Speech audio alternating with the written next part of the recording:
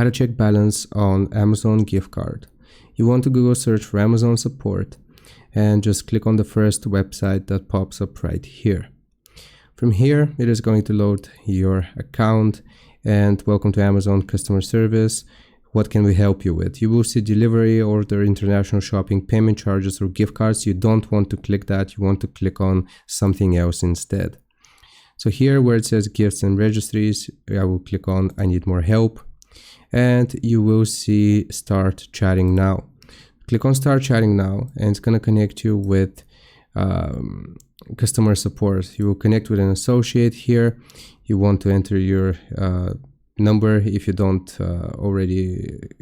haven't already connected it. And here on the website or the chat that pops up, it normally should make a chat pop up.